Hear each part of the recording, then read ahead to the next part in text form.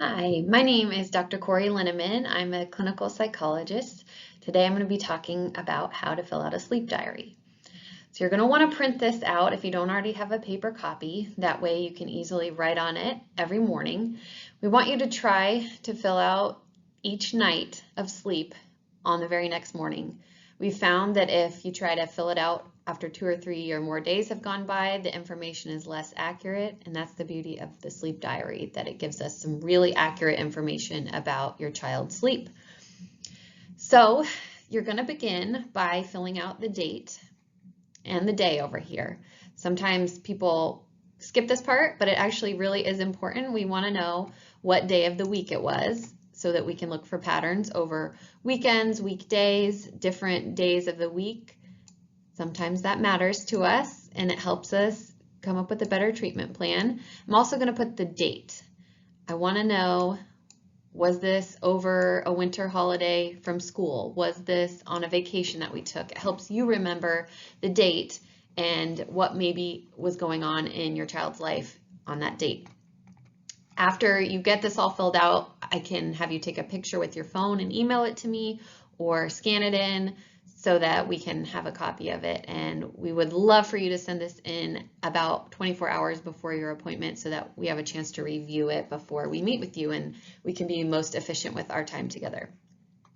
So after filling out the day and date, we're going to work on these blocks over here. And each little block is worth 15 minutes. So here would be 6 to 6:15, 6:15 to 6:30, 6:30 to 6:45, and 6:45 to 7. So we're looking for an arrow for when your child was put down to bed. This is not when they actually fell asleep, unless they fell asleep immediately. It is when they went to bed.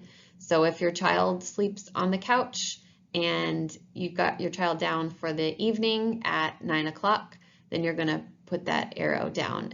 If they go into bed, but they're reading and they're not intended to fall asleep until a certain time when you come in and say lights out, you're going to wait until that time. Whenever the time is that your child was ready to go to bed and put in bed for the first time, that's when your arrow is going to go. So I'll just go with mine for last night. My child was in bed, we finished reading, and I tucked him in and left the room at 9 o'clock. So I'm going to put my down arrow here for being put down. And every time you put an arrow, you're going to then start shading when they fell asleep.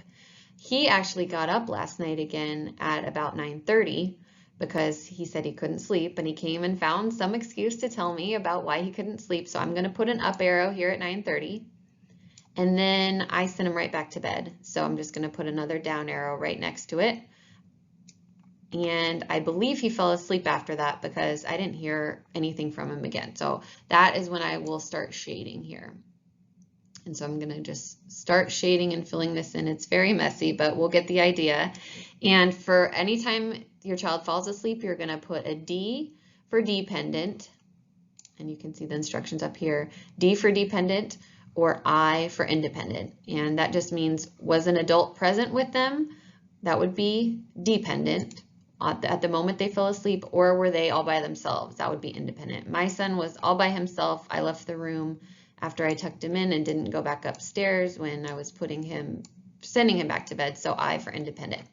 And then you're just going to go through and shade the rest of the evening through the night if they're still asleep. My child didn't wake up last night, but a lot of times that's the reason that you're coming in, is because your child's waking up a lot during the night. So we'll just do an example here. I will pretend that he woke up at 2 a.m. So I'm going to put an up arrow here. And anytime you put an up arrow, you're going to want to put, and there's instructions up here, a W for woken, somebody woke them up, or an S for self, they woke up by themselves. So I'm going to pretend that he woke up by himself. He got up and he came in my room to try and sleep with me. So I'll put an S here. And then I'm going to pretend he came in my room and he kind of tossed and turned in bed for an hour with me until he finally fell asleep. So I'm going to leave this white space open to show that he was awake during this time. And I'm going to put a down arrow that he finally fell asleep about 3 a.m. And then I'm going to put the D for dependent because this time I was in the room with him at the moment he fell asleep. So that's a D. And then I'm going to shade because he slept this whole next few hours.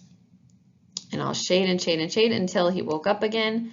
I'm going to put the up arrow for when he woke up was at 7. And that's when his alarm is set. So he didn't wake up on his own. He did get himself up, but the alarm clock is what woke him up. So I'm going to put a W for he was woken up. I would put an S if he just woke up naturally on his own, say like on a Saturday, he usually wakes up on his own with no alarm. And that is the complete diary for the night. If your child naps, either has a scheduled nap or falls asleep in the car or at the kitchen table, you're going to want to do another one of those arrows and shading stretches over here for nap time. If there's a gap, like there was for my son last night, he was put down at 9 and didn't actually fall asleep till 10, you're going to also want to put that gap. You're going to want to put the arrows and wait until they actually fell asleep to shade. If they didn't ever fall asleep for their planned nap, maybe you just have a bunch of arrows and include if they were dependent or independent, if an adult was with them, if they fell asleep, or woken up or woke up by self with a W or an S, so we can see all of those details. And then you would just continue and complete the next day in the same way and continue until you have completed the number of days that your provider has requested. A lot of times at the start of treatment, we'll do 2 weeks to get a good baseline. And then later on, if you're asked to fill it again, you might have a few days or a week or so that your provider wants you to fill it out for the next time. We do these sleep diaries for several reasons. It's a very quick way for us as providers to look at a whole bunch of data that you give us and know right away about, on average, how many hours is this child getting of sleep. And then what is the schedule? What time are they usually falling asleep and what time are they usually waking up? Those schedule pieces and duration pieces are really important for us to know. And then it also helps us measure any changes over time to see if the intervention we're using is working and to see if their sleep efficiency has improved. Those are all of the details you'll need to know about how to fill out this sleep diary. If you have any other questions, please contact your provider.